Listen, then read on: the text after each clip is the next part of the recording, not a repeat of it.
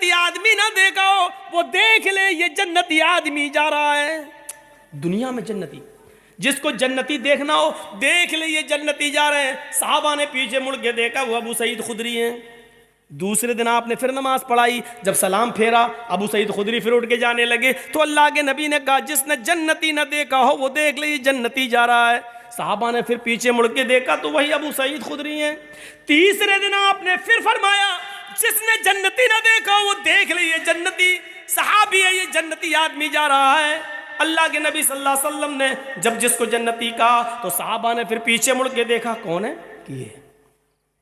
اللہ کے نبی مسجد میں نماز پڑھا رہے ہیں، سلام پھیرا السلام علیکم ورحمت اللہ، السلام علیکم ورحمت اللہ. نماز پڑھانے کے بعد جب آپ نے چہرہ مقتدیوں کی طرف کیا تو کیا دیکھا کہ ایک صحابی اٹھ کے جا رہے ہیں، نام ہے ان کا ابو سعید خدری.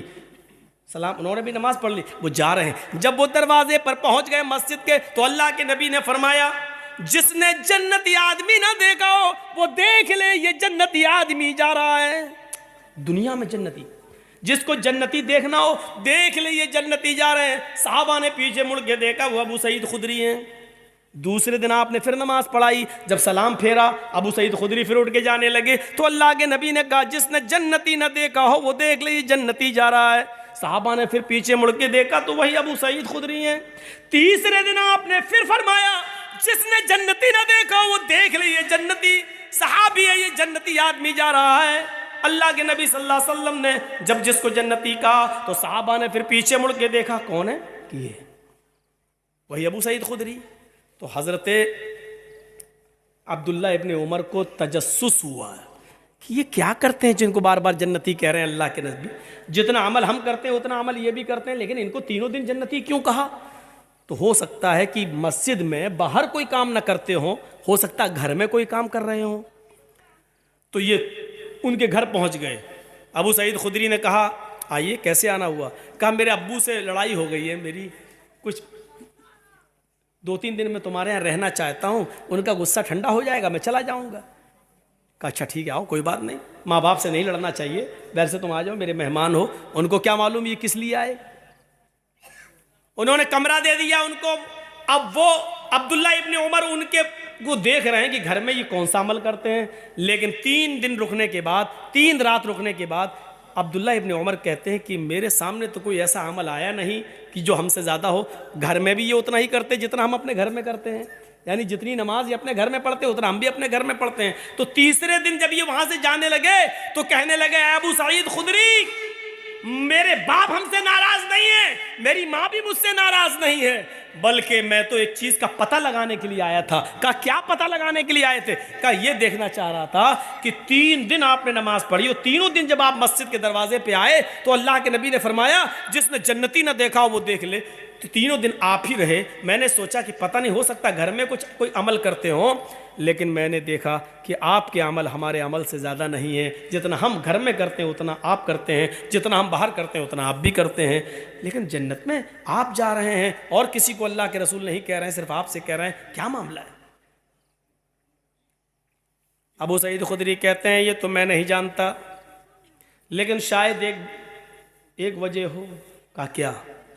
میں مسجد میں بھی فضول میں نہیں بیٹھتا، بیکار نہیں بیٹھتا. دیکھ رہے ہیں، میں مسجد کے اندر بھی فالتو نہیں بیٹھتا.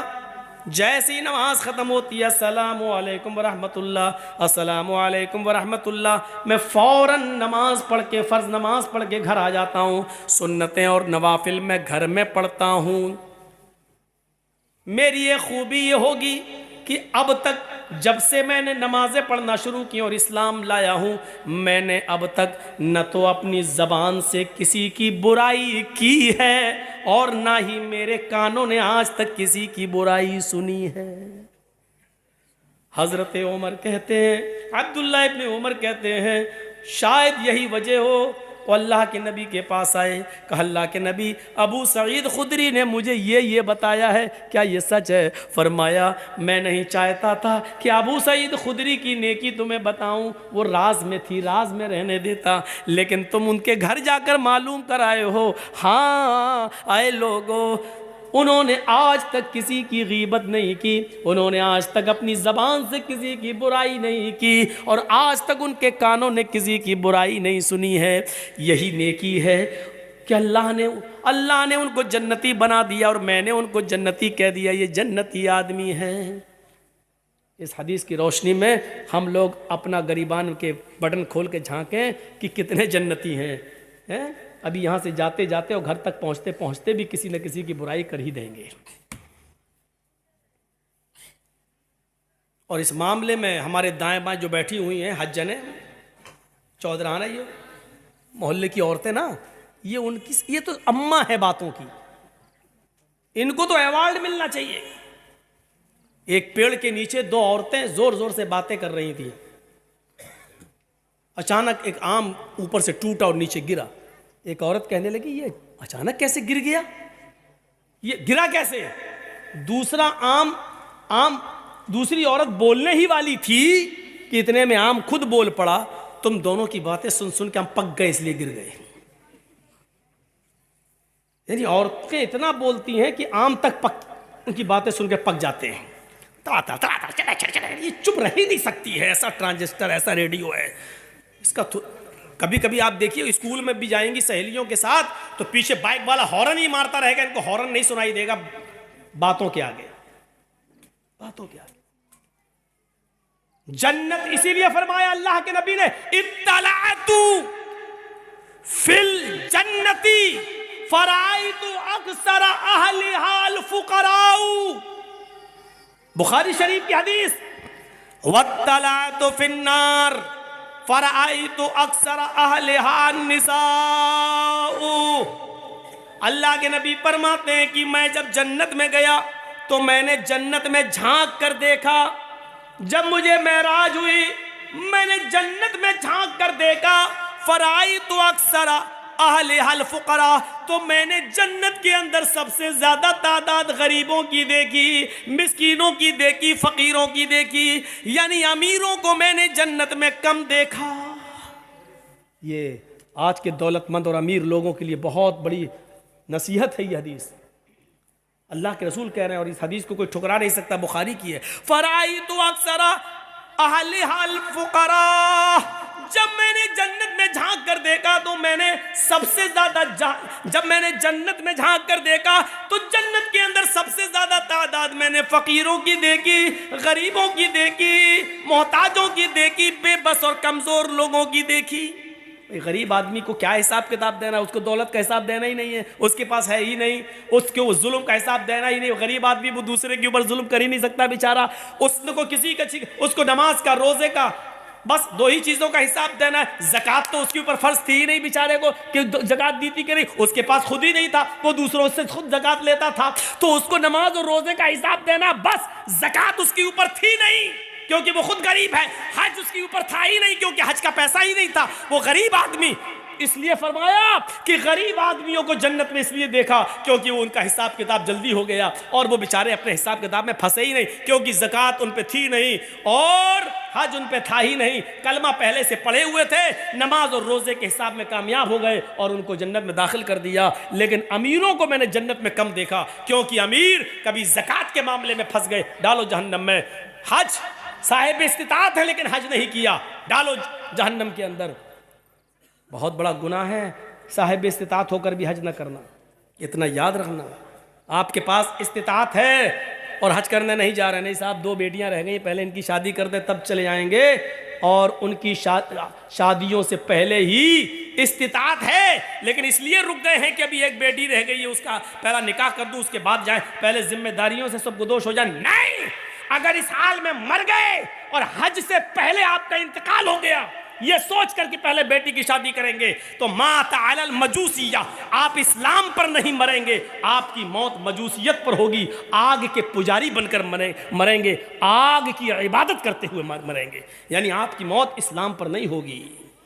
ذرا غور کیجئے، کس کے پاس نہیں ہوگا 2.5 لاکھ 3 لاکھ روپیہ، 3.5 لاکھ روپیہ اگر ہے، صاحب میں شادی کرنا ہے بیٹ، یہ شادی اور جہیز یہ سب جھمیلے تو ہم نے خود پالے، شریعت میں تو نہیں ہے کہ اتنا جہیز دو، شریعت میں تو یہ ہے کہ جو دہیج مانگتا ہے وہ انٹرنیشنل بھکاری ہے، آپ دیکھ کیوں رہے ہیں؟ سماج کے اندر بھاگنے والے لڑکے لڑکیوں کی پنچایت بیٹھ جاتی ہے، دہیج کے خلاف پنچایت کیوں نہیں بیٹھتی ہے؟ صاحب ہمارے گاؤں میں کوئی آدمی دہیج دے گا اپنی لڑکی کو تو اس پر بھی ایکشن لیا جائے گا، کوئی آدمی اگر جہیز لے گا تو اس پر بھی ایکشن لیا جائے۔ کیوں نہیں ہوتی یہ پنچایتیں؟ کیوں نہیں ہوتی پنچایتیں؟ صرف چند چیزوں کی آپ بیٹھکیں کریں گے۔ ہم نے کسی کو مارا، آپ سردار صاحب فیصلہ کریں گے گاؤں کے، کیوں مارا؟ چلو تم اس کو مارو یا اتنا پینالٹی دو۔ لڑکا دہیج مانگ رہا ہے، ہم موٹر سائیکل دے رہے ہیں، اس لڑکے کی اور دینے والے آدمی کی جس نے اپنی بیٹی کو جہیز میں شادی میں بائک دی ہے، موٹر سائیکل دی، ان کی پنچایت کیوں نہیں بیٹھتی ہے؟ بیٹھنا چاہیے۔ اطلعت فی الجنۃ فرأیت اکثر اہلھا الفقراء، میں نے جنت میں جب جھانک کر دیکھا تو مجھے اکثر فقیر، غریب، بے بس، مجبور لوگ نظر آئے۔ جنت کے اندر غریبوں کی تعداد ہم نے زیادہ دیکھی، امیروں کی تعداد ہم نے کم دیکھی۔ اب دوسرا ٹکڑا، واطلعت فی النار، ہم نے جہنم میں جب جھانک کر دیکھا، ابھی تو جنت ہو گئی، اللہ کے نبی فرماتے واطلعت فی النار، جب ہم نے جہنم میں جھانک کر دیکھا، فرأیت اکثر اہلھا النساء، تو جہنم میں جلنے والیوں میں نے سب سے زیادہ عورتوں کو دیکھا، جہنم میں سب سے زیادہ میں نے عورتوں کی تعداد دیکھی۔ جلسوں میں بھی میلہ دیکھنے آؤ گی تو کیا ہوگا؟ جلسوں میں بھی ہاف آستینوں کے کپڑے پہن کر آؤ گی تو کیا ہوگا؟ جلسوں میں بھی لپسٹک کو کریم لگا کر اور عطر لگا کے آؤ گی تو کیا ہوگا؟ المرأۃ اذا استعطرت فمرت بالمجلس، عطر تو بہت بڑی چیز ہو گئی، خوشبودار کوئی بھی چیز لگا لے، چاہے تیل ہی کیوں نہ ہو۔ جس عورت نے تیل، خوشبودار کوئی چیز اپنے جسم پر لگا لی، بالوں میں خوشبودار تیل ہی کیوں نہ لگا لیا، ڈابر آنولا ہی کیوں نہ لگا لیا، جس سے خوشبو آتی ہے، اتنا سا تیل سر میں خوشبودار کوئی چیز لگا لی، فمرت بالمجلس، اور وہ نکل جائے سڑک پر، نکل جائے روڈ پر، نکل جائے مجلس میں، لوگوں کے بیٹھنے کی جگہ یا لوگوں کے چائے پینے کی جگہ یا میلے ٹھیلے یا بازار میں جہاں مرد بیٹھے ہوں اس راستے سے نکل جائے۔ اللہ کے نبی فرماتے فمرت بالمجلس فہی کذا وکذا الزانیۃ والزانیۃ الزانیۃ، اللہ کے نبی فرماتے ہیں بس گزر جائے، خوشبودار کوئی چیز لگا کر نکل جائے، فمرت بالمجلس، گزر جائے، فہی کذا وکذا، وہ ایسی ہے، وہ ایسی ہے۔ پھر آپ نے خود ہی بتا دیا آنی الزانیۃ الزانیۃ الزانیۃ، وہ بد چلن ہے، وہ بد چلن ہے، وہ بد چلن ہے، وہ بے حیا ہے، وہ بے حیا ہے، وہ بے حیا ہے، گزر جانے والی بے حیا ہے، بات نہیں کرے، سلام نہ کرے، کچھ نہ کرے، صرف چلی جائے تو بے حیا ہے، اور بیٹھ جائے بات کرے، سامان خریدے،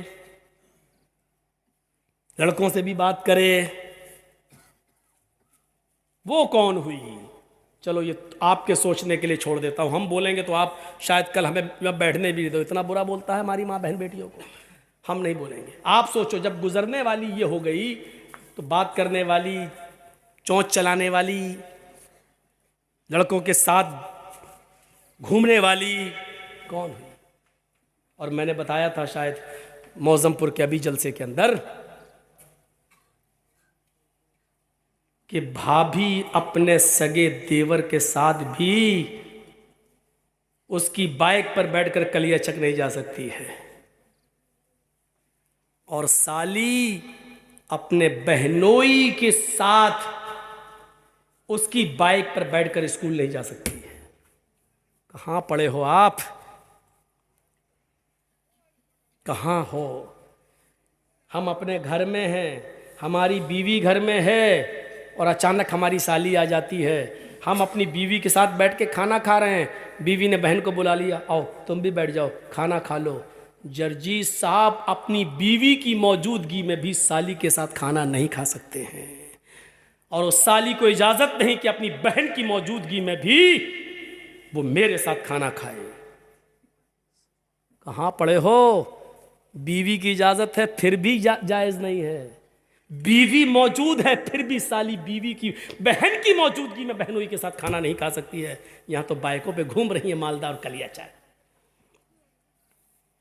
شرم ہمیں مگر نہیں آتی۔ صاحب حجاب حجاب حجاب کیا ہے؟ ارے یہ تو پولیٹیکل مدعا ہے، 10 مارچ کے بعد سب بند ہو جائے گا۔ یہ پولیٹیکل مدعے نہیں ہیں، یہ ہمارے اسلام کا ایک حصہ ہے۔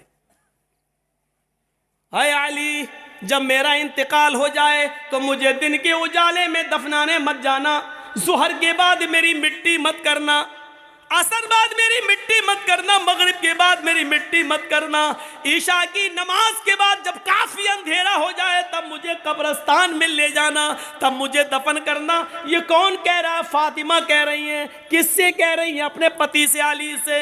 اے علی، میں نہیں چاہتی کہ میرے مردہ جسم پر پڑے ہوئے کفن پر بھی کسی غیر مرد کی نظر پڑے۔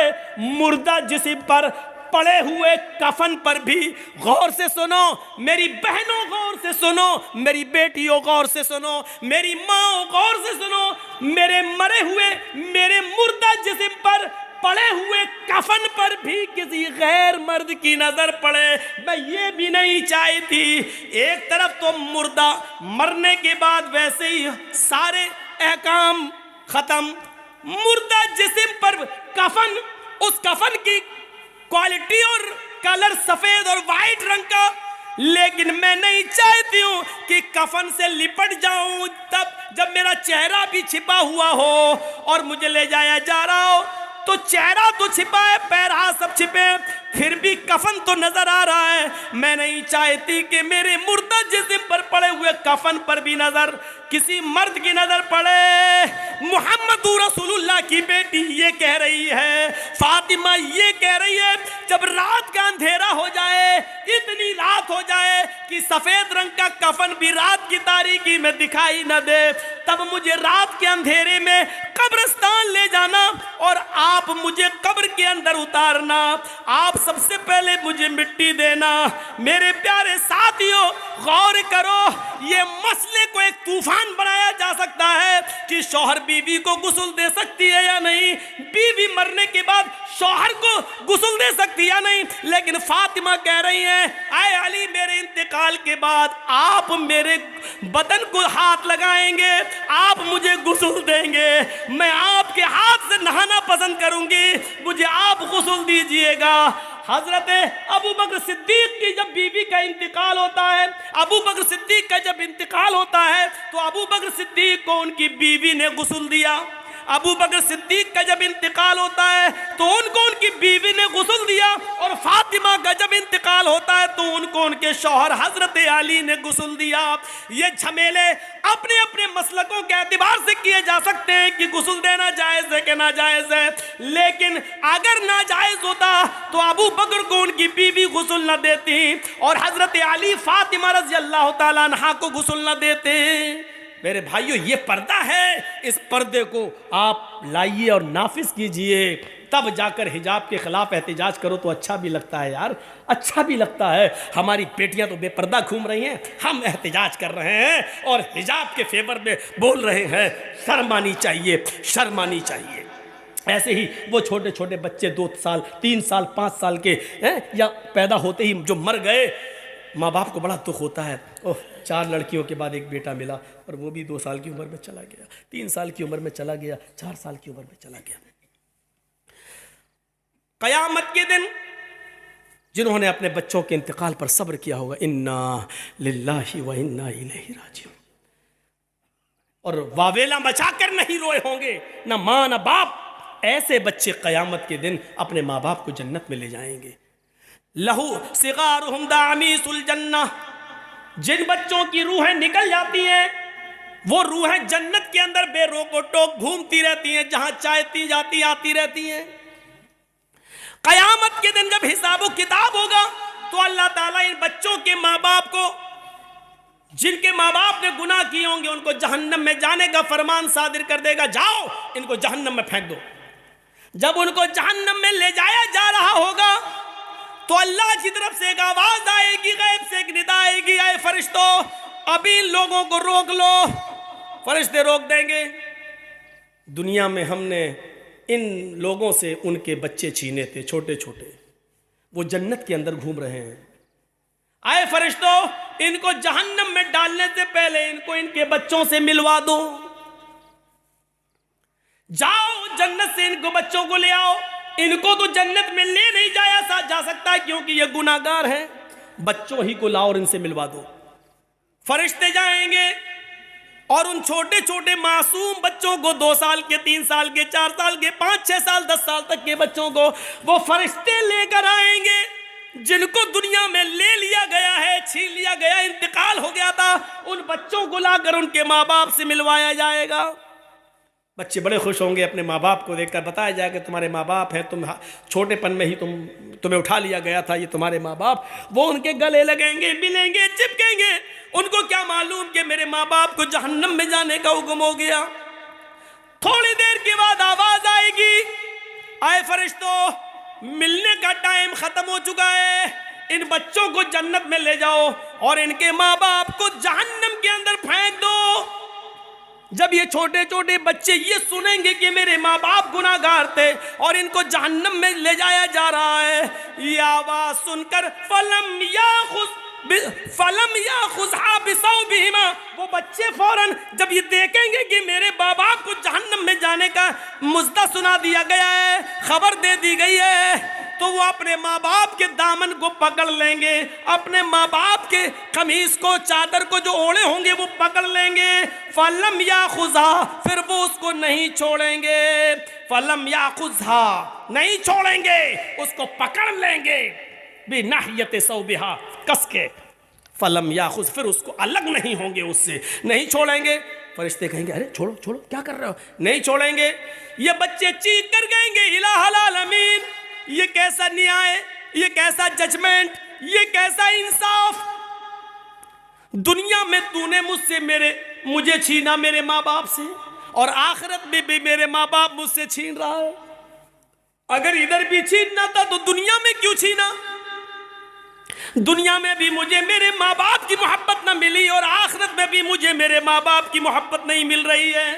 اللہ دنیا میں بھی ہم اپنے ماں باپ سے دور رہے اور آخرت میں بھی تو مجھے میرے ماں باپ سے دور کر رہا ہے۔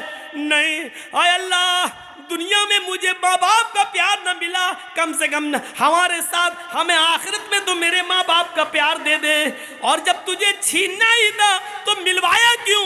یہ تھوڑی دیر کی ملاقات نے محبت کا ایک سمندر ہمارے دلوں میں پیدا کر دیا ہے۔ اے اللہ میں اپنے ماں باپ کے دامن کو نہیں چھوڑوں گا۔ اللہ رب العالمین کی غیرت جوش میں آئے گی، پکار کر کہے گا اے فرشتوں میں نے ان معصوم بچوں کی آرزو پوری کر دی، میں نے ان کی تمنا پوری کر دی، میں نے ان کی خواہش پوری کر دی۔ جاؤ آئے چھوٹے چھوٹے بچوں، اپنے ماں باپ کی انگلی پکڑو اور ان کو جنت کے اندر لے جاؤ۔ جاؤ، میں نے تمہاری وجہ سے تمہارے ماں باپ کو معاف کر دیا ہے، ان کی مغفرت کر دی ہے۔ جاؤ اے بچوں، ان کی انگلی پکڑو اور تم خود اپنے ماں باپ کو جنت میں لے جاؤ۔ یہ سنتے ہی وہ بچے اپنے ماں باپ سے چپک جائیں گے اور وہ بچے اپنے ماں باپ کو پکڑ کر ان کی انگلی ان کو جنت کے اندر لے جائیں گے۔ تو چھوٹے چھوٹے بچے اپنے ماں باپ کو جنت میں لے جانے کا ذریعہ ہیں، اگر ان کا انتقال ہو جائے اور ماں باپ نے ان کے انتقال پر صبر کیا ہو تو۔ اور چیخ بھائی اب یہ کھلونا کون چلائے گا، یہ جو روتی ہے بیان کر کر کے، ان عورتوں کو جنت نہیں ملے گی اس دن بھی، صبر کرنے والیوں کو جنت ملے گی۔ میں نے آپ کا ٹائم 2 گھنٹے سے زیادہ لے لیا ہے۔ میرے بھائیوں، ہم اللہ سے دعا کرتے ہیں کہ بار الہ جنت میں لے جانے والے جو اعمال ہیں وہ ہمیں کرنے کی توفیق عطا فرما، ہمارے لیے جنت میں جانے کا راستہ آسان بنا دے۔ بار الہ جب تک تو ہمیں زندہ رکھ، اسلام پر زندہ رکھنا، اور جب ہمارا خاتمہ ہوتی ایمان پر ہمارا خاتمہ فرمانا۔ وما علینا الا البلاغ المبین، وآخر دعوانا ان الحمد للہ رب العالمین۔ السلام علیکم ورحمۃ اللہ۔